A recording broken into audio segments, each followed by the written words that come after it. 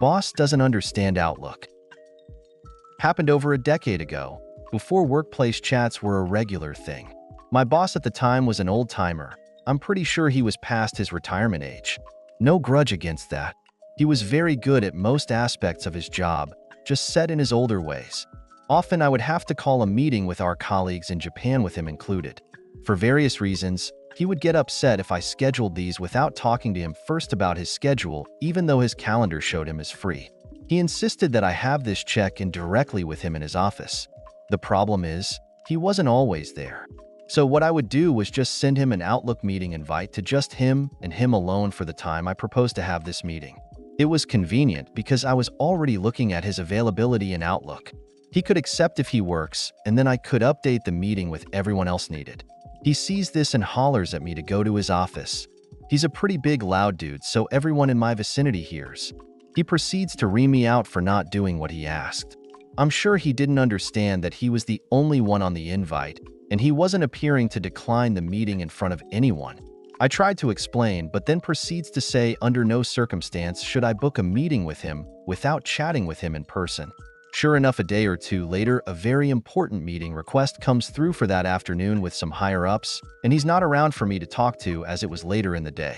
My manager's number 2, who heard the minor fiasco above, takes me aside and says, "I know what he just yelled at you about, but I think you should just book that meeting. He didn't even need to be there. It was just proper for him to attend." Needless to say, I didn't, quoting what boss man said, and that meeting never happened that day. I vaguely remember him losing a few points for not being able to have this meeting, but nothing nuclear. I have to lock my dog in the bathroom when working from home. I work from home, and my home is a studio apartment.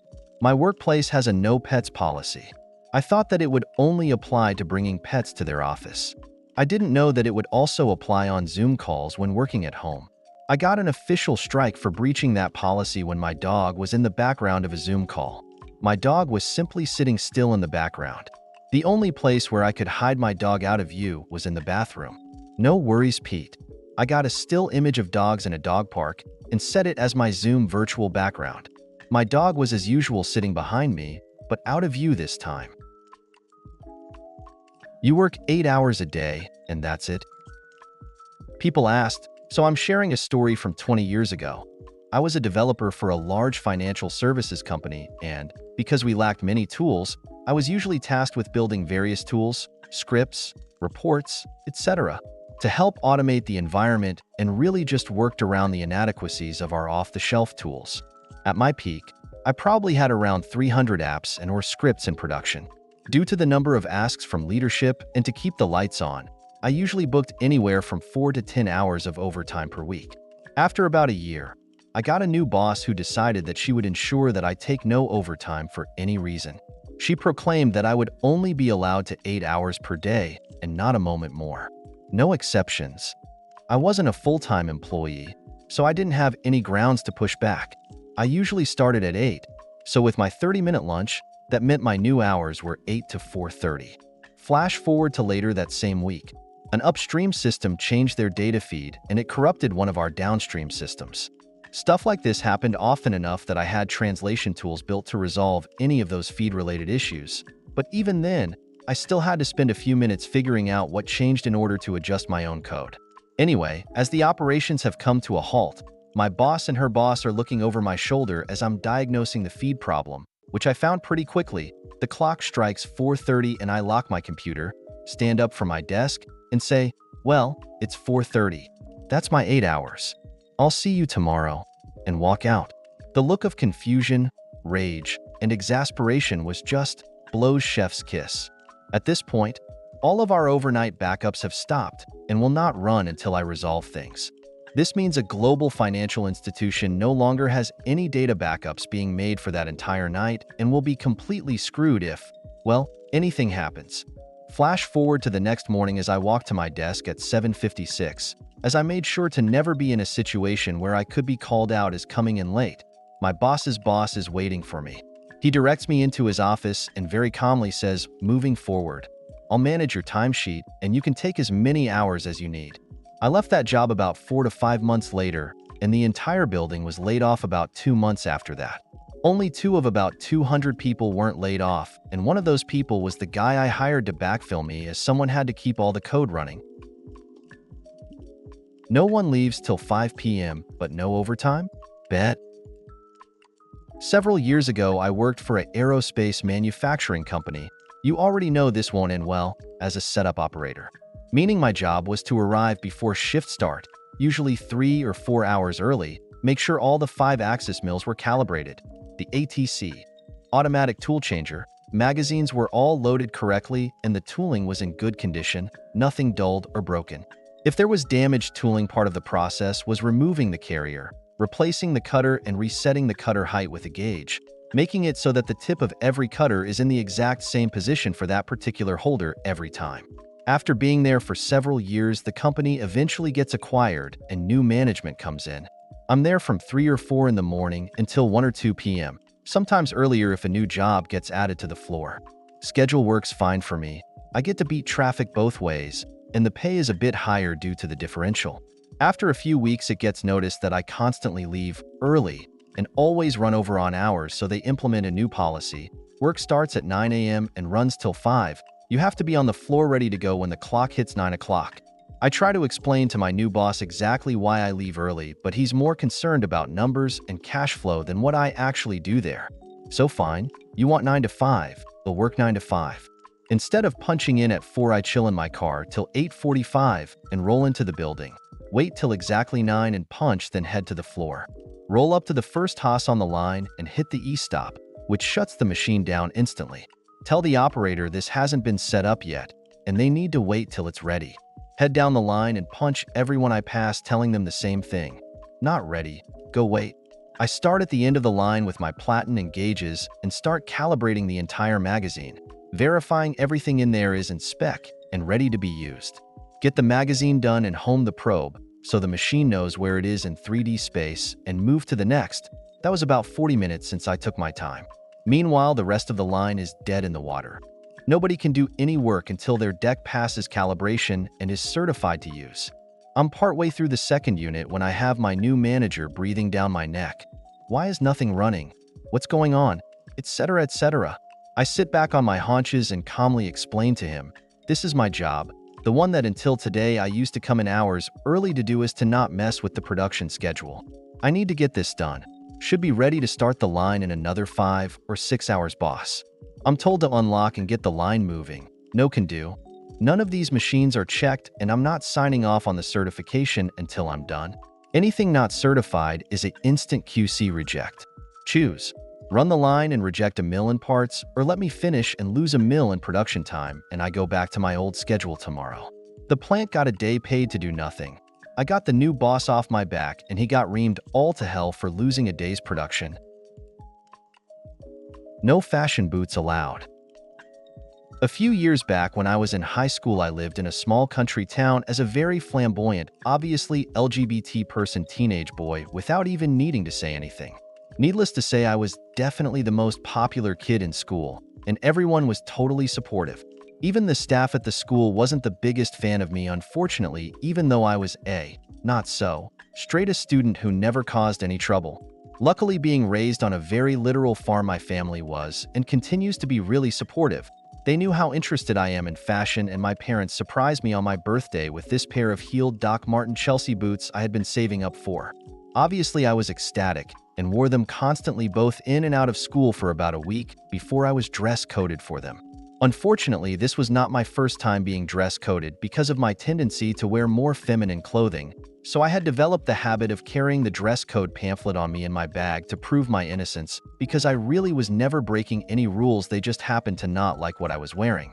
I pointed out that there was nothing about boots or heels, and my teacher just sort of scoffed at me and told me to go to the front office. Apparently they had updated it, and if I had read the newsletter that morning, I would have known that. I went up to the front office, and true to what she had said, they had added a rule to the effect of work boots were allowed but no fashion boots. Unfortunately, it was very obviously targeted because no one, male or female, was wearing anything like that except for me. My parents knew that too. When I got home and told them about it, they were furious for me. My dad took me out the very next day after school to a boot store and quite literally bought me a 300 pair of women's black work boots that were completed with even some sparkly rhinestones on them. Quite frankly, these boots made me look more LGBT person than the first pair ever did, and I loved them.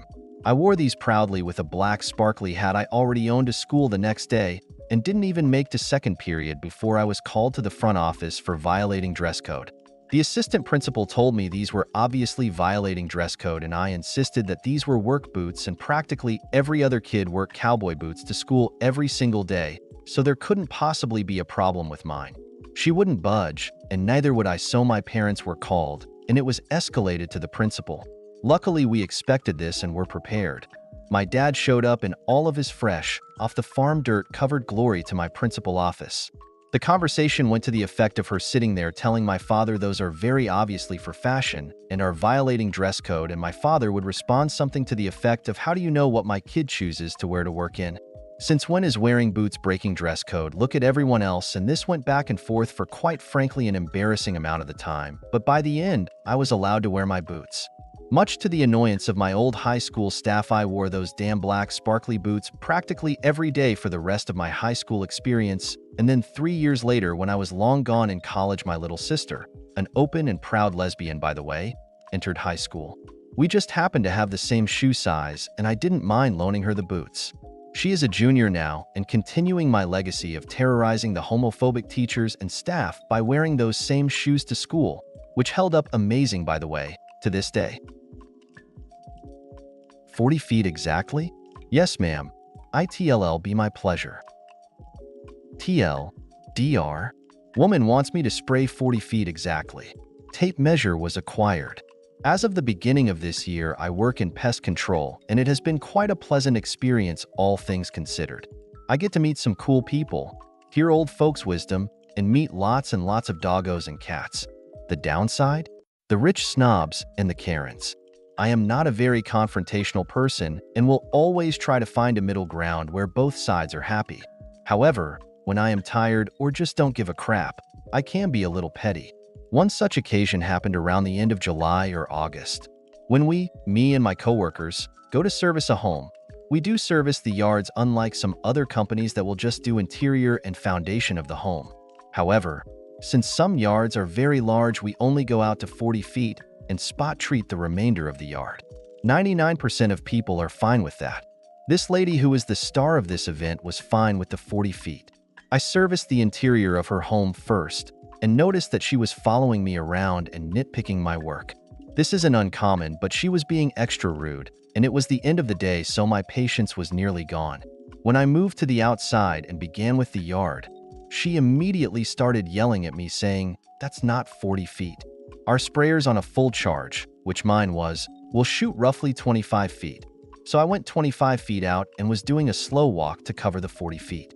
I tried to explain this to her, but she yelled, "You said 40 feet, significant other IT has TO. Be 40 feet exactly." 40 feet exactly? My pleasure. Without another word, I went to my truck, grabbed my toolbox, and got out my tape measure and measured out 40 feet. I then did another test spray, and wouldn't you know it, I was spraying 50 feet. I turned to her and said, "I apologize, ma'am. I was overspraying your yard. Let me fix that for you." She returned inside without another word, and I finished up and left. If she did report me, my boss didn't say anything. The one nice thing about her home, though, was she had a cute dog. I have many other stories from just the last 6 months, so if anyone is wanting some fun, scary, or downright laughable stories, let me know where I can post them, as I am not on Reddit much. Jacket and tie required. My dad went to WPI, Worcester Polytechnic Institute, in the mid-60s, back when it was still all men. His dining hall was in his dorm, and apparently one year an ambitious new administrator got the bright idea that the place needed more class and proposed a jacket and tie required dress code policy for dinner in the dining hall. The students were incensed, and the comment period was filled with universal objections and complaints, but the policy was imposed nonetheless. The students were outraged, and fierce debates raged about how they were going to fight back against this bureaucratic overreach. Boycotts? Sit-ins? What if everyone refuses to follow the dress code? They can't just refuse to serve the whole student body. Discussion flowed deep into the night. So, the first meal of the new policy arrives, and the dining hall staff, mostly women, opens up for dinner service. And Their eyes nearly pop out of their heads, waiting politely in line. The entire student body have come downstairs, and as required, they are all wearing jackets and ties, and nothing else. Suffice it to say, the policy was quickly reversed, and no one has ever tried to impose a similar dress code on WPI students since. Only answer I to all your questions? I. During a company team building event, a host was conducting the entire thing. He was saying things as an icebreaker to engage everyone. When he asked a question, no one responded, so he said, "Hey guys, whenever I ask a question, I want you guys to say I." Okay. Cue malicious compliance. His next question was, "Are you guys enjoying?" I. He was happy that we were engaging with him. After a while, he asked a serious question. "Has everyone eaten lunch already?" I. He smiles, but looks rattled. Another serious question. "Does anyone have any medical conditions?" I. He loses his crap, but tried to control himself. Defeated, he said, "Okay everyone, stop with the I. Just answer my questions with real answers, okay?" I.